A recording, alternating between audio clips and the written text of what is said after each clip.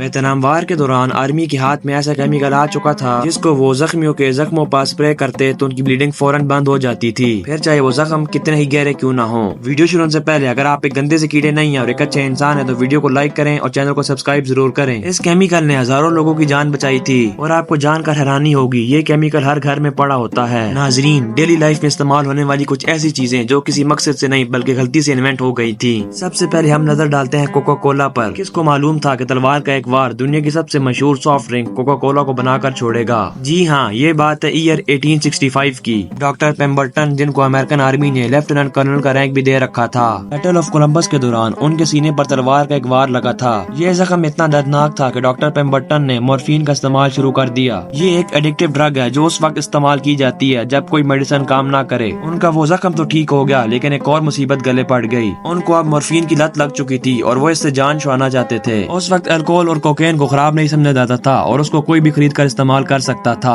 انہوں نے اپنے لیے ایک ایسی دوائی بنائی جس میں کولا نٹس اور ڈومین پلانٹ کا رس ڈالا اور اس کے اوپر کوکین اور الکوہول کا مکسچر بھی۔ یہ ایک الکوہولک ڈرنک کے ساتھ پین کلر کا کام بھی کرتی تھی جس کو پیمبرٹنز فرینچ وائن کوکا کا نام دیا گیا، یعنی انہوں نے ایک عادت کو چھوڑنے کے لیے دوسری عادت کو اپنا لیا۔ قریب 20 سالوں کے بعد 1886 میں اینٹی الکوزم کمپین چلی جس میں الکوہول اور کوکین کے خلاف ایک قانون پاس ہوا۔ لوکل فارمیسی کے اسٹور کے مالک پیمبرٹن کو بولا کہ ان کو اپنی فرینچ وائن کوکا میں سے الکوہول اور کوکین کو نکالنا ہوگا۔ ڈاکٹر پیمبرٹن نے کچھ ایکسپیریمنٹس کیے جس میں صرف کولا نٹس اور کولا کے پتوں کا مکسچر سے ایک سیرپ بنایا۔ وہ مختلف ایکسپیریمنٹس کر کے فارمیسی کے اسٹور کے مالک کو ٹیسٹ کرواتے، لیکن غلطی سے انہوں نے ایک ایکسپیریمنٹ میں سیرپ کے ساتھ کاربونیٹڈ واٹر کو بھی ڈال دیا۔ فارمیسی کے مالک کو یہ اتنا اچھا لگا کہ اس نے اسے سر درد نہیں بلکہ ریفریشنگ ڈرنک کے طور پر بیچنے کا مشورہ دیا۔ اب کیونکہ یہ ڈرنک کولا اور کوکا لیوز کو ملا کر بنائی گئی تھی، اسی وجہ سے اس کو کوکا کولا کا نام دیا گیا۔ دنیا کی پہلی کوکا کولا صرف 5 سینٹس میں بکی تھی، جبکہ ڈاکٹر پیمبرٹن جانتے تھے یہ ایک دن نیشنل ڈرنک ضرور بنے گی۔ اپنی بیماری اور بینکرپسی کی وجہ سے انہوں نے اپنی اس ڈرنک کا فارمولا فیمس بزنس ٹائکون ایسا گریگس کینڈلر کو صرف $238 میں بیچ دیا۔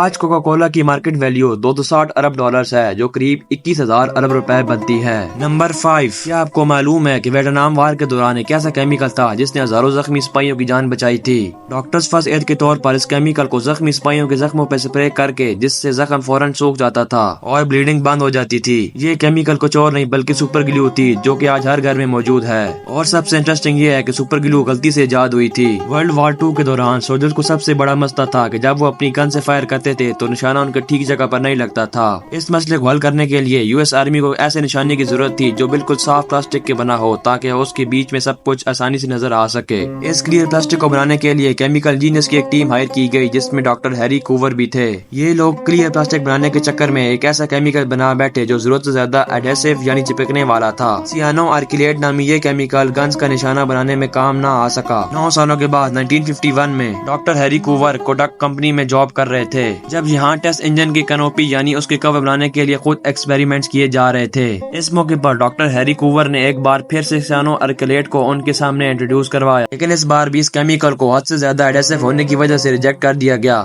اتفاق سے اس وقت کوڈاک کی کسی دوسری کیمسٹ کا ریفریکٹومیٹر ٹوٹ گیا۔ تب ڈاکٹر ہیری کوور کو آئیڈیا آیا کہ ان کے پاس آلریڈی اس کا سولوشن ہے اور وہ کوئی اور نہیں بلکہ سیانو آرکیلیٹ ہی تھا۔ انہوں نے اس کیمیکل کی مدد سے ان کا مہنگا ریفریکٹومیٹر سیکنڈز میں جوڑ دیا۔ یہ وقت تھا جب ڈاکٹر ہیری کوور کو اندازہ ہوا کہ ان کا بنایا ہوا کیمیکل تھوڑے ہی ٹائم میں چیزوں کو ہمیشہ کے لیے جوڑ دیتا ہے اور اس میں نہ ہی ہیٹ کی ضرورت ہے نہ ہی زور لگانے کی۔ 1958 میں یہ کیمیکل کوڈاک نے ایسٹمین 1910 کے نام سے بیچنا شروع کر دیا جس کو بعد میں سپر گلو کا نام دیا گیا تھا۔ چیزوں کو جوڑنے کے ساتھ ساتھ سپر گلو فورینسک انویسٹیگیشن میں فنگر پرنٹ ریکارڈ کرنے کے لیے استعمال کیا جانے لگا۔ سپر گلو کو گرم کرنے پر اس کے جو فیومز بنتے ہیں وہ نہ دیکھنے والے فنگر پرنٹ سے ڈائریکٹ کر جاتے ہیں اور منٹوں میں جب سپر گلو سخت ہو جاتی ہے تو اس پر فنگر پرنٹ کا نشان چھپے ہوتے ہیں۔ ان سب استعمال کے ساتھ ساتھ پہلے سپر گلو کٹس میں بلیڈنگ بند کرنے کے لیے استعمال کی جاتی تھی، لیکن آپ اس میتھڈ کو کبھی گھر پر ٹرائی مت کرنا۔ نمبر 4، بلڈ پریشر چیک کرنا ہو، بچوں کے شوز کو ٹائٹ کرنا ہو یا پھر موبائل لیپ ٹاپ کے چارجر کی وائر کو لپیٹنا ہو، ہر گھر میں ہک اینڈ لوپ ٹیپ کا استعمال ضرور ہوتا ہے جسے اکثر ویلکرو بھی کہا جاتا ہے۔ لیکن کیا آپ کو معلوم ہے کہ اس کی انوینشن کا آئیڈیا ایسے موقع پر ہوا تھا جب 1941 میں جارج میسٹر نامی الیکٹرک انجینئر آلپس کے پہاڑوں پر اپنے کتے کے ساتھ ہائیکنگ پر نکلے تھے۔ واک کے دوران وہ ڈاگ کے پلانٹس کے سیٹ ان کے ساکس کپڑوں اور ان کے کتے کے ساتھ بار بار چپک رہے تھے۔ انہوں نے نوٹس کیا کہ صرف ہلکا سا ٹچ ہونے سے ہی برڈ ڈاگ کی ان کے کپڑوں پر چپک جاتا ہے۔ وہ کچھ بیچ اپنے ساتھ گھر لے گئے، وہاں ان کو مائکروسکوپ سے دیکھا، معلوم پڑا کہ اس سیٹ کی کانٹوں کی ٹیپ ایک ہک کی طرح بنی ہوئی ہے جو کہ کپڑوں میں موجود چھوٹے چھوٹے کے لوپس میں آسانی سے پھنس جاتی ہے۔ یہ پلانٹ قدرتی طور پر ایسا بنا ہے کہ یہ اپنے سیڈز کو پاس سے گزرتے ہوئے جانوروں کے ذریعے پھیلاتا ہے۔ جارج میسٹرل کو یہ طریقہ کافی حیران کن لگا۔ وہ اس طریقے کو استعمال کر کے کچھ یوزفل بنانا چاہتے تھے، لہٰذا انہوں نے اپنی اس انوینشن کو 1955 میں پبلک کیا اور اپنے نام سے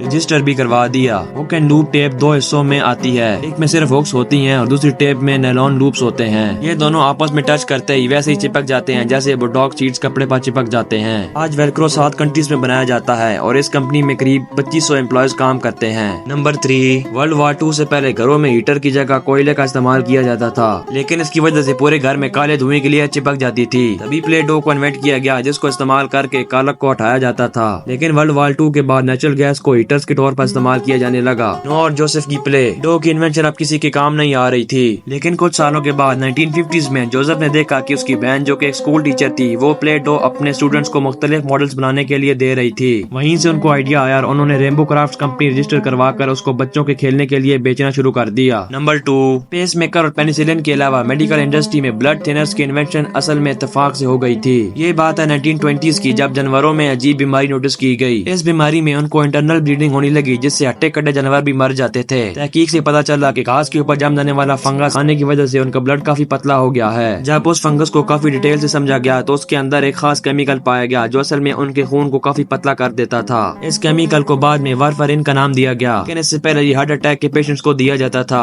اگلے 30 سالوں تک چوہے مار کی دوائی کے طور پر استعمال ہونے لگا۔ 1950s کے بعد وارفرین کو انسانوں پر بھی استعمال کرنے کا فیصلہ کیا گیا۔ اس جان بچانے والی میڈیسن کو جن پہلے پیشنٹس پر استعمال کیا گیا ان میں سے پریزیڈنٹ ڈیوائٹ ڈی بھی تھے، جن کو 1955 میں ہارٹ اٹیک ہوا تھا اور وارفرین کے استعمال سے ان کی جان بچ گئی تھی۔ نمبر 1، اور اب انسانوں کی سب سے بڑی کامیابی آگ کو جلانا تھی۔ جب سے انسان نے آگ کو جلانا سیکھا ہے وہ ہمیشہ اس پروسیس کو آسان کرنے کی کوشش کر رہا ہے۔ ماچس سے پہلے آگ جلانا ایک بہت ہی مشکل کام ہوا کرتا تھا۔ کوئی پتھر کو رگڑ کر آگ نکالتا تھا، کوئی ایک لکڑی کی سٹک کو لے کر دوسری لکڑی کے سٹک پر رکھ کر ڈرل کی طرح جلاتا تھا۔ ایئر 1827 میں ایک برٹش فارماسٹ جان والکر کچھ کیمیکل کے ساتھ ایکسپیریمنٹ کر رہے تھے۔ وہ جس سٹک سے کیمیکل مکس کر رہے تھے انہوں نے وہ غلطی سے اپنے روم کے بون فائر کے برابر رکھ دی۔ اچانک لکڑی کو آگ لگ گئی۔ اسی کے بعد ان کو میچ سٹکس بنانے کا آئیڈیا آیا۔ یہ کیمیکل پوٹیشیم کلوریٹ اور اینٹیمونی سلفائڈ کا مکسر تھا۔ جان والکر کی یہ انوینشن اتنی زیادہ کامیاب ہوئی کہ تب سے لے کر آج تک ہر گھر میں ماچس ضرور ہوتی ہے، لیکن جان والکر نے اپنی یہ انوینشن پیٹنٹ نہیں کروائی تھی۔ لوگوں نے ان کے فارمولے کو کاپی کر کے ماچس کے نئے ورژن بنانا شروع کر دیے۔ 1859 میں جب ان کی موت ہوئی اس کے بعد سے ہی ان کو میچ سٹکس کا انوینٹر مانا جانے لگا۔ اگر آپ کو آج کی ویڈیو پسند آئی ہو تو ویڈیو کو لائک کریں اور چینل کو سبسکرائب ضرور کریں۔